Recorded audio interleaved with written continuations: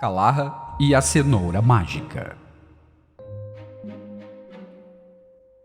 Há tempos, vivia na Índia uma mulher com franca disposição para desavença. Chamava-se Kalarra, que na língua bengali significa querela. Ela não só discutia com qualquer um ao menor pretexto, como não tolerava ver uma boa ação.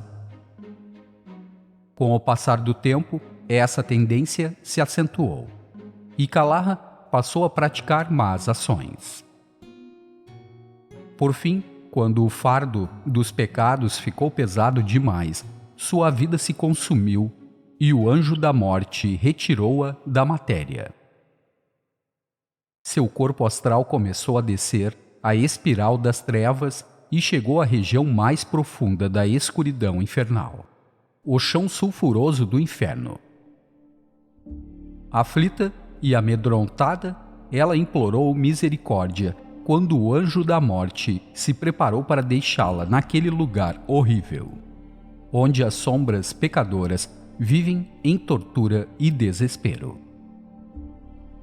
Atraído pelo choro e a barulheira da anciã perversa, Yama, o anjo da morte, voltou e perguntou-lhe: "Podes lembrar de alguma boa ação que praticaste durante tua passagem terrena, para eu ter, ao menos, um motivo para te tirar deste lugar tenebroso, onde acabaste por causa de teus erros voluntários?"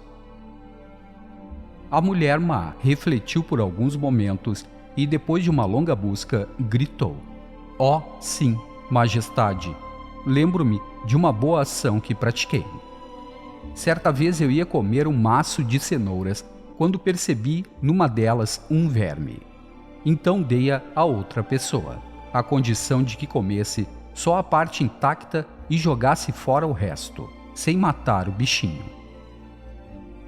"Isso vai ajudar", replicou Yama, o anjo da morte. Estendeu a mão e a cenoura veio flutuando no ar em direção à pecadora. Yama continuou: "Mulher perversa, segura essa cenoura com força e dependura-se nela. Se não a soltares, irás para o inferno." A mulher segurou precipitadamente a cenoura e começou a subir para o céu. Vendo isso, outro pecador se agarrou à sua perna, um segundo se agarrou à do primeiro, e assim por diante, até que uma corrente de 100 pecadores ficou suspensa da perna da mulher. A cenoura mágica, com a mulher e os 100 pecadores, a um sinal do anjo da morte, começou a subir para o céu com a rapidez de um foguete. A mulher má não cabia em si, de contente por se livrar com tanta facilidade das mãos da justiça do além.